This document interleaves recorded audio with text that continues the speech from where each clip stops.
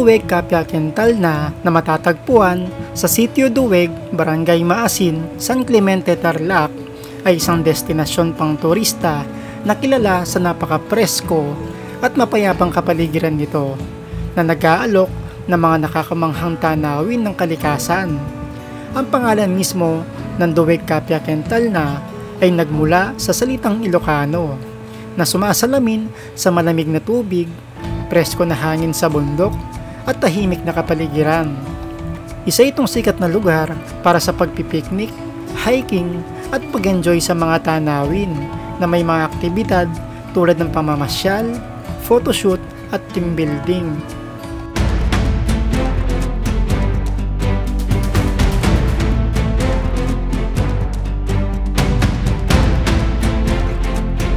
Kaya sa video na ito ay una nating beses itong mapupuntahan at titignan din natin kung ano na ang estado ng ginagawang kalsada paakyat sa napakagandang lugar na ito. So tara, samahan niyo akong muli sa panibago nating travel adventure. Umpisa na natin ang biyahe.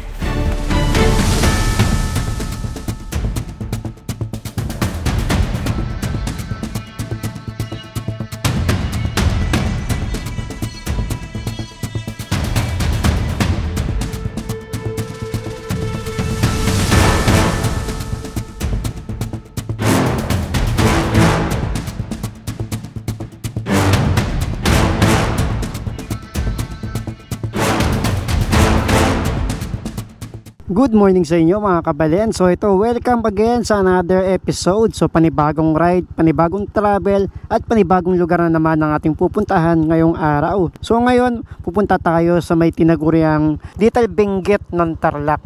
Yung ambience doon pag pumunta ka is para ka rin nakarating ng Benguet or Tagaytay. Imagine, nasa Tarlac lang yon, pero yung klima doon is napakalamig. Titignan natin kung anong meron doon, and ipapakita ko din sa inyo kung ano na ang update do sa may kasalukuyang ginagawang kalsada paakyat sa rutang pupuntahan natin. So yung destination natin na pupuntahan natin ngayong araw is yung tinatawag na Kapia, Quintal na matatagpuan sa may Sitio Duweg, San Clemente, Tarlac. Ito yung pinakadulong bayan ng Tarlac bago mo marating ang Pangasinan. So yung travel distance na ating babaybayin is nasa 83 kilometers and meron itong 1 hour and 55 minutes bago natin marating itong napakagandang lugar na ito. So yung ruta natin from dito tayo mag-umpisa sa napakagandang iconic all new Sacobia Bridge dito sa may Clark, Pampanga.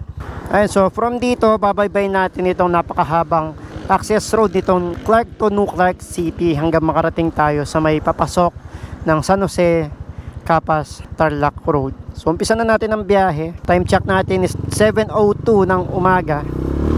Solo ride tayo ngayon. Noong nakaraang episode is kasama natin si kaibigan Melvin dyan.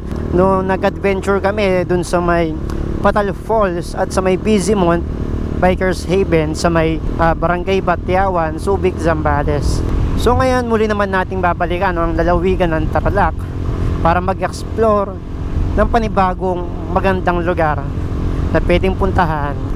Medyo mahaba-habang rolling road lang itong pagdadaanan natin ngayong umaga bago natin tuluyang marating ang San Jose, Tarlac. Ito din yung isang magandang ruta, itong access road ng Clark to New Clark City.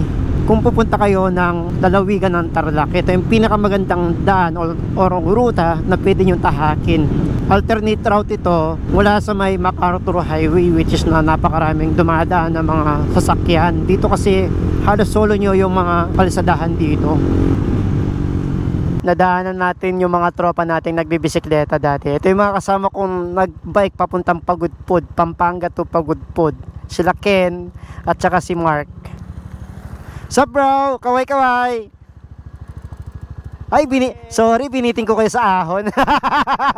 Ba't dito ako winto? Anak na tao dito. Okay, diretso mo na, doon tayo magkwentuhan. Hindi, nang-visit lang talaga ako. Alam ko nga, napansin mo na eh. Tuloy-tuloy mo ba eh? Bye-bye na. Bye-bye. Ingat kayo, ingat. Nakakamiss din yung mga tropa kong kasamang nagbabike dati eh. Kaya tinik ko yung time para hintuan sila at makipagkwentuhan. Madalang lang din naman kami makita-kita ng mga to. Solid din yung mga pinagsamahan namin yung mga yan, lalo na nung nagpagudpud kami. Ayan, so ilang saglit lang isa, nakalabas na tayo doon sa may mahabang connecting road ng Clark to Nuclark City. Nandito na tayo sa may Nuclark City, Capas, Tarlac. Pero di na tayo papasok dyan, passing through lang naman tayo. So palabas na tayo dito sa may O'Donnell Road ng Capas, Tarlac. So kakanan tayo dito.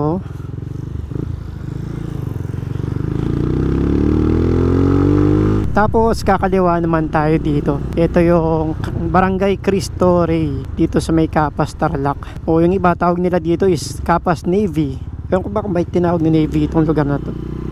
So pagpasok nyo dito, dire-diretso lang. Paglabas nyo sa may barangay na to, yun na yung Capas San Jose Road. Hanggang makarating kayo ng San Jose, Tarlac. Sa mga hindi rin nakakaalam, ito yung original na ruta dati papuntang Monasterio de Tarlac sa may San Jose, Tarlac, noong wala pa yung Sitio Baag. Yung dam mula sa may Capas, then dadaan ng Bueno, then aakyat dun sa may Bueno climb palabas sa likod ng monasteryo. Yun yung pinakamaikling daan ngayon o ruta papunta ng Monasterio de Tarlac.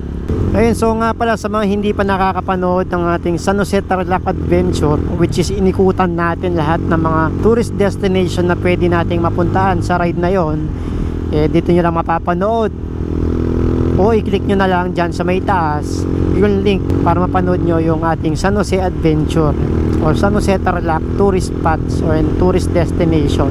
Ayun, so tuloy natin ang biyahe. Nandito na tayo ngayon sa may Capas San Jose Tarlac Road.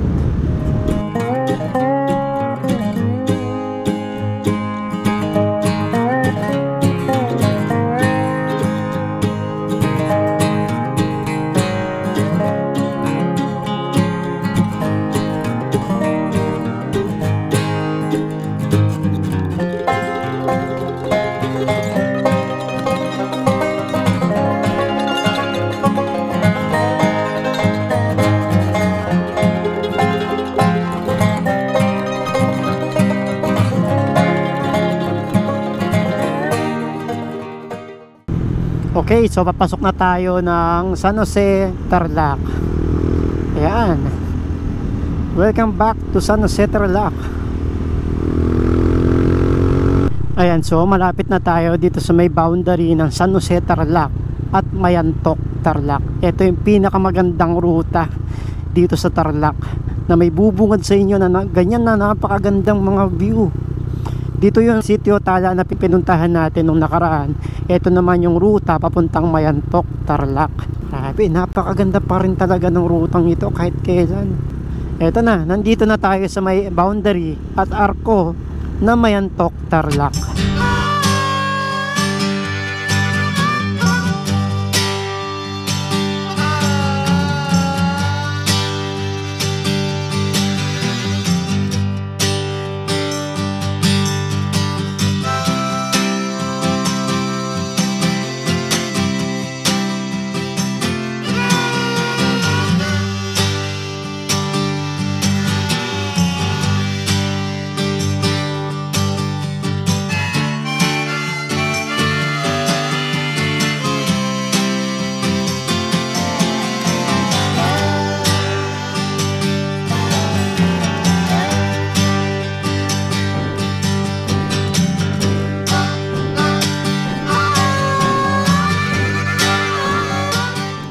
Meron din parang mga chocolate hills dito.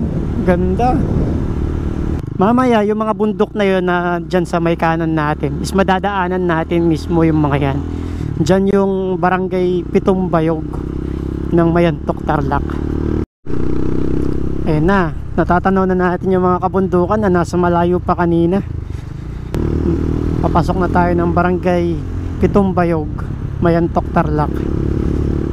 Welcome to Barangay Pitumbayog, Mayantok, Tarlac. Napakaganda.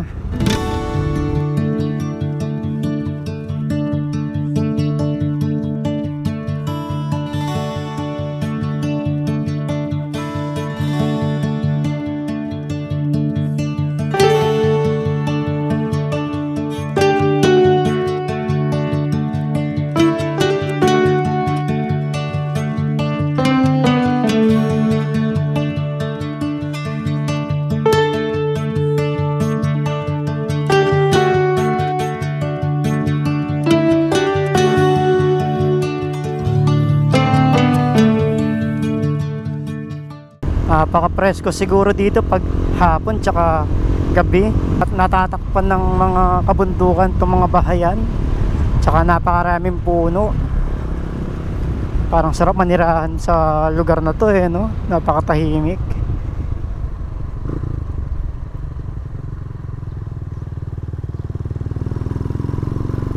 Ayan o, nasa paanan na tayo ng mga kabundukan na pinicturan natin kanina.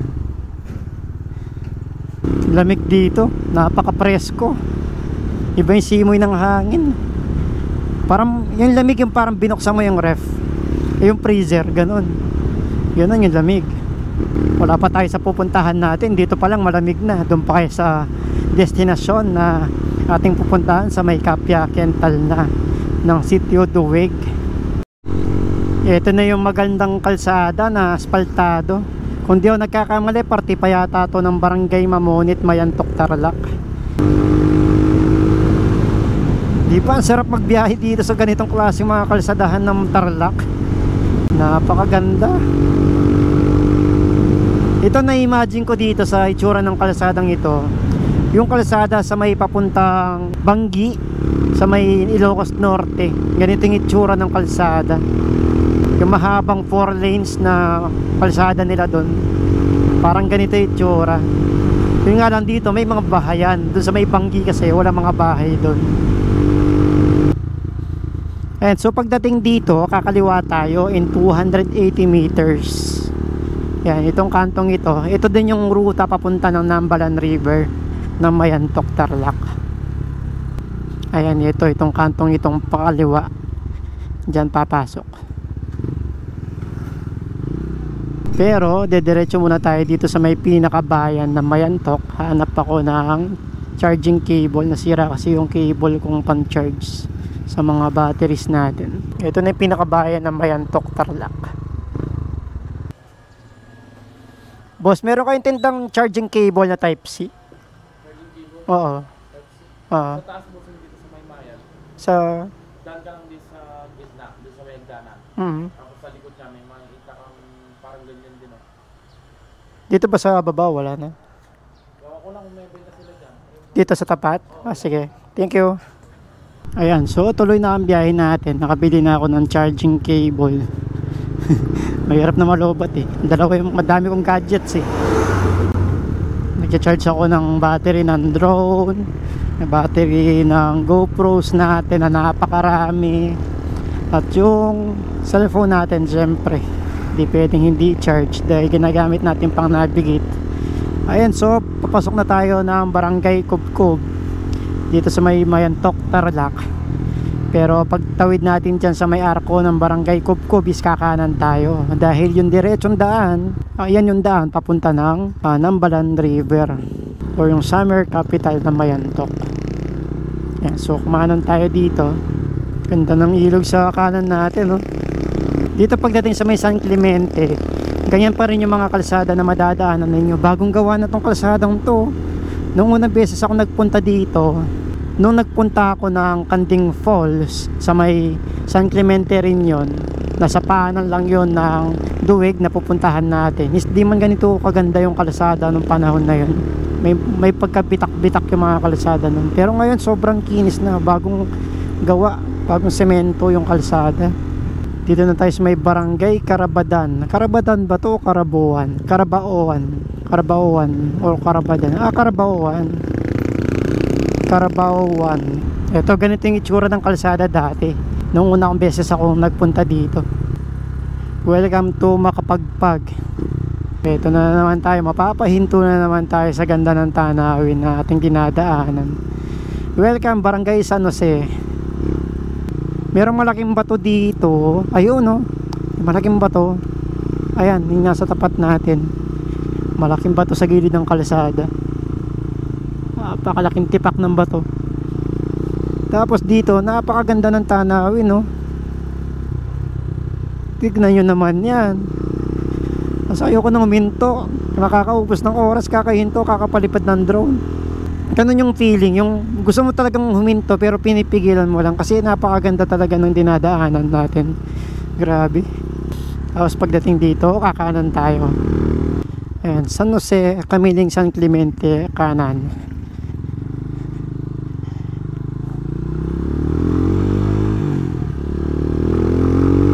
Nung last ako nagpunta dito, summer yata yun, medyo brown yung mga palayan kasi tagtuyo yung panahon na yun.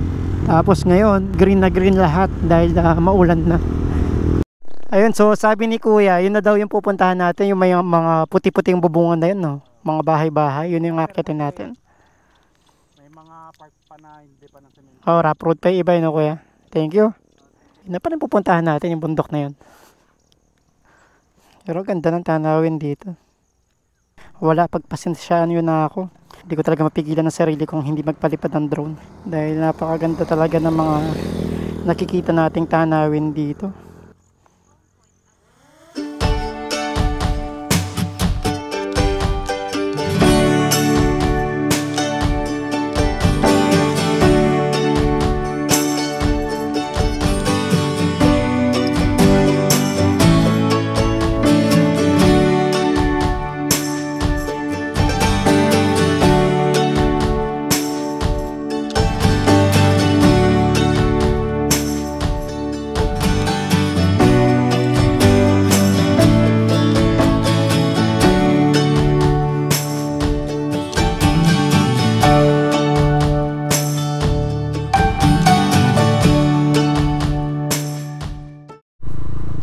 Panahon pala ng taniman ng palay. Papasok na tayo ng Duweg. In 19 minutes mararating na natin yung ating destinasyon na pupuntahan.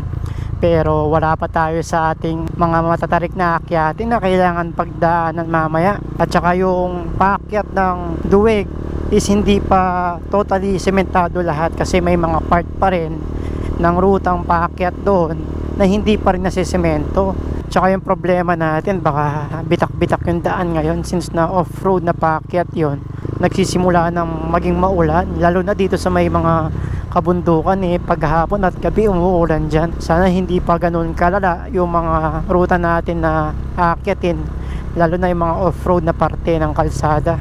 Itong ruta pa lang ito, itong Duweg, Kapya-Kental na, is-searchable naman siya sa Google Map. Wala naman kayong kadigaw. Basta Google Map yung gagamitin ninyo.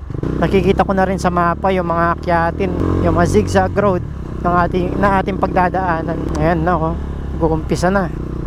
Medyo rolling na yung mga kalsada. Ayan, dito na mag-uumpisa yung mga paakyat na daan papuntang Duweg. Sabi, siko.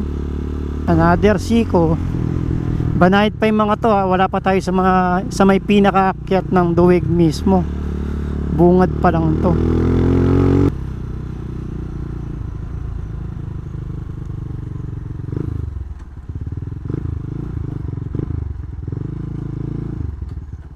Dito kailangan nating huminto para sa tourism. Morning. Sa Kapya-Kental na po. Kunting paalala ng doon po sa taas, sir, meron pong rough road na kasi ongoing pa. Construction, o. Pag umulan, sir, maputik. Mabato, o. Kaya ina-advise po namin na yung lahat ng pumapasok doon. Doble ingat. Sige sir, understood naman yan. Para sa kapakanan din ng mga turista. Ito yung mga babayaran. Pag pupunta naman to sa may kanding, no sir, may life vest na 50 pesos, tables and chairs 100, cottages 350, parking, single na motor 10, sidecar 30, 20, 30, 50.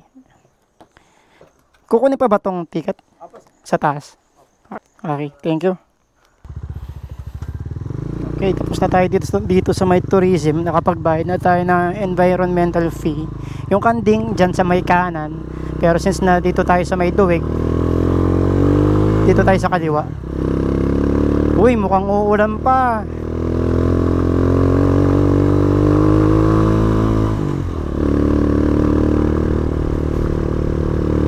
.2 kilometers yung akyat bago natin marating yung Kapya-Kental na o yung Sitio Duweg ng San Clemente, Tarlac.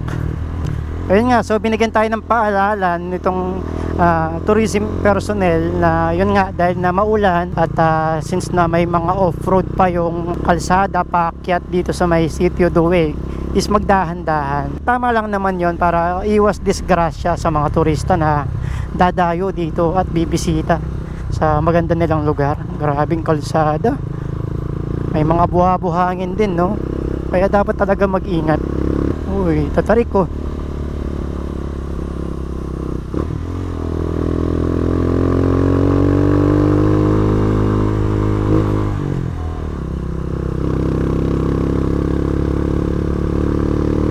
Ganda rin ang kalsada eh, no? Ayan na, matarik. Diretso.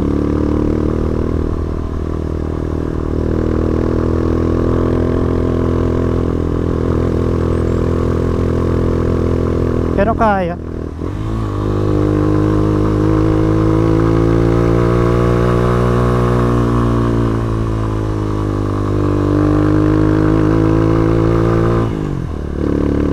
Tatarik din eh.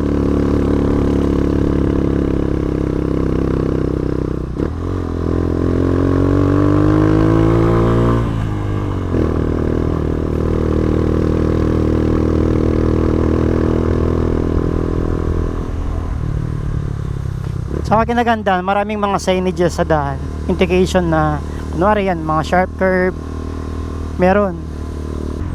Wow, ang ganda ng ruta.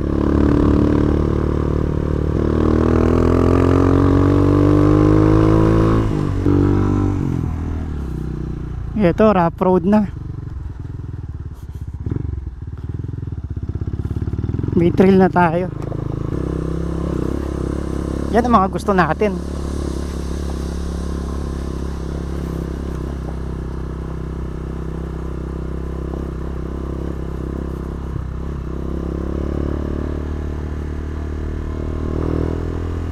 Okay, paunti-unti lang pala yung mga rough road. Di daw tulad dati na mahaba pa daw. Ito bagong semento rin.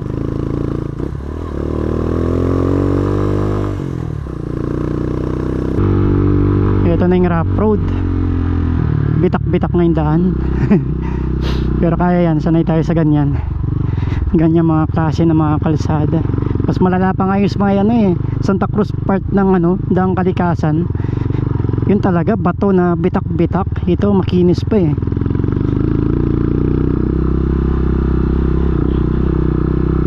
Grabe yung kalsada. Tapos pangin yung gilid natin, oh.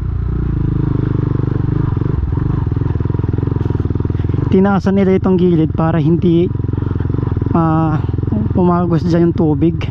Kasi pag umapaw dyan, tapos yung tubig bumaba doon sa may gilid, panigurado masisira yung gilid ng kalsada.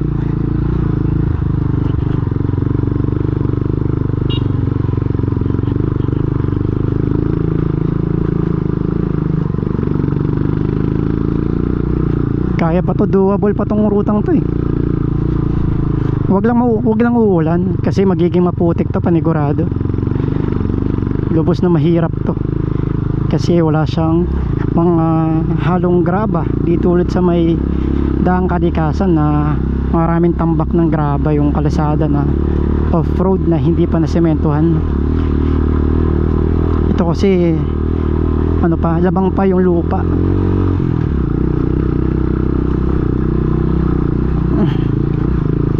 Nagugutom na ako. Doon na tayo kakain sa may Kapya Kental na. May kainan doon, may cafe. Oh, semento na. Oh, di ba? Galing.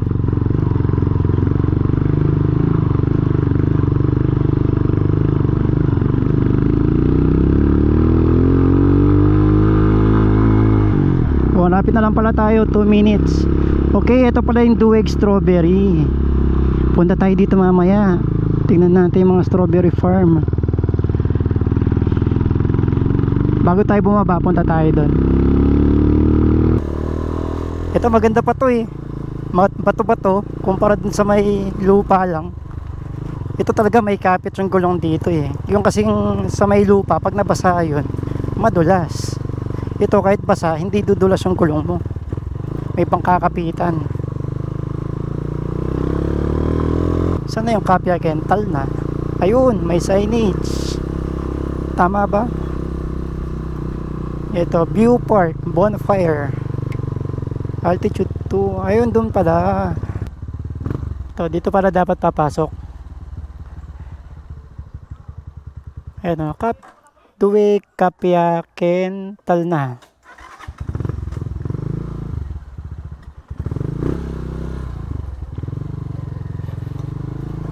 Ayan, pasok tayo dito. Rough road yung pasukan.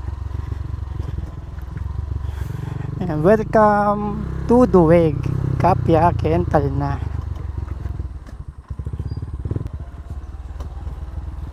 Solo ha, dalawa lang yung bisita. Ayos. Starting September 1, 2024, we will collect 20 pesos as maintenance and improvement fee. Okay, so finally, nandito na rin tayo sa wakas sa may Sitio Duweg, Kapyaken, Talna. So pagpasok ko pa lang doon sa may entrada, pagdating natin dito sa may parking lot, yung ambience nga naman talaga is mapifeel mo na para kang nasa Baguio. Ganito na, maraming mga puno, nagsisita sa mga pine trees or agoo trees meron dito. Tsaka napakalamig ng simoy ng hangin. Meron tayong rules and regulations dito pag pupunta ng Kapyaken, Talna. Bawal manigarilyo, bawal mag-pick ng mga flowers. Siyempre yung basura mo kailangan mong ibulsao or itapon mo sa tamang tapunan. And siyempre bawal na yung mga bisita pagsapit ng alas 5 na ng hapon. So pasok tayo. Ito yung makikita natin dito sa may entrada, pababa. Baba tayo dito. Off-road yung dadaanan natin. Tapos para musika yung mga ingay ng mga kuliglig sa kapaligiran. Wow. Ganda ang presko dito. Tamang-tama yung punta natin dito. Maganda yung panahon. Hindi maulan, hindi ganun kainit. Kasi kahit pa paano tarlac pa rin to. Pero malamig yung hangin dito. Ayan, welcome guest, resto and cafe, view and picture area. Saan? Dito.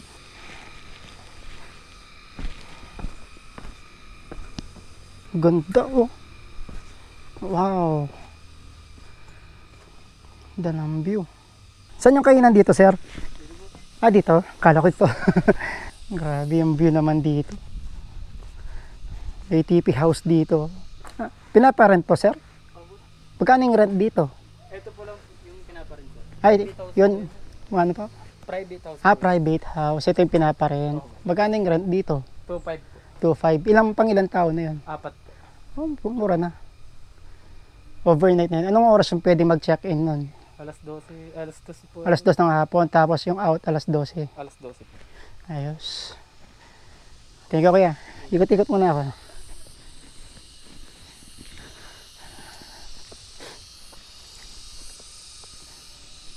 Grabe yung view dito. Ang ganda ng tanawin sa harapan natin. Gusto niyo ba makita ko ano nakikita ko sa harapan ko ngayon? Eto. Napakaganda oh. Diba? Parang nasa Tagaytay or parang nasa Baguio, ganun yung feel.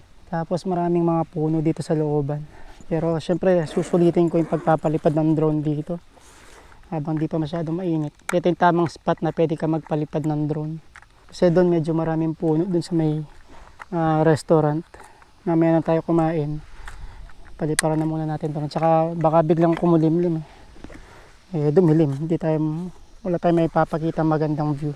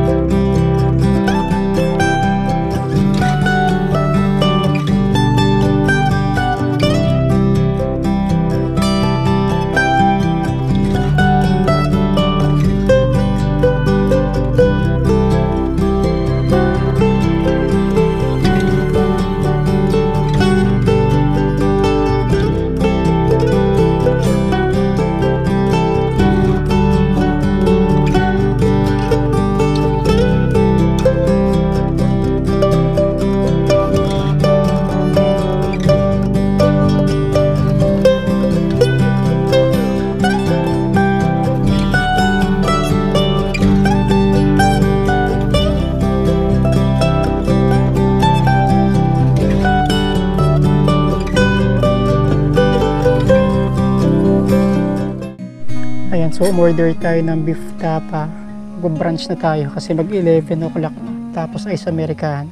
Dito na ako pumwesto para tanaw ko yung magandang tanawin dito. Tsaka para din na tayo makabala sa mga nagtitake.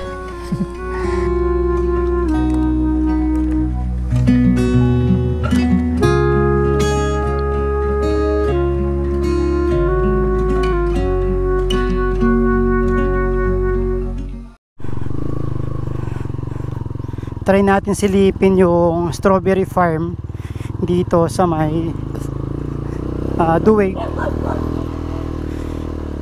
Sana may mga bunga at sana pwede tayo mag-pick ng mga strawberries. Ayan. Ayan, Duweg Strawberry, enjoy experience strawberry picking. Ayan, meron pala dito. Open every day, 7 AM to 6 PM. Tapos meron sila mga products dito, strawberry mismo, strawberry jam, strawberry seedlings, and strawberry mother plant. So tara, pasok tayo. Ayan, so di kalayuan doon sa may pinuntahan nating Duweg, Kapyakental na is mararating natin itong strawberry farm dito rin sa may Duweg. So dito pa lang yung daanan niya sa pababa, akala ko doon. So bababa tayo dito, tapos merong entrance doon. Iniwan ko na si Osang dito. Ito yung dadaanan natin, papasok. Ayan, so merong nakalagay dito, open. Open. Tuloy po kayo. Pababa pala yung papasukan natin. Ayan, ito pala yung farm. Tingnan natin. Ito yung mga tanim nila ngayon. Mukhang wala pang mga bunga. Magandang umaga po. Hindi po nga ata season ngayon ng strawberry dito, no? Opo. Kakagaling na po kasi ng summer, no? Anong buwan po na merong mga bunga yung mga tanim ninyong strawberries? November, nag-uumpisa na. November po hanggang January, ganun. Yung taglamig na panahon po, no? Hanggang April po. April, no? Ito, may mga benta din sila mga seedlings sa mga gusto magtanim. Ayan.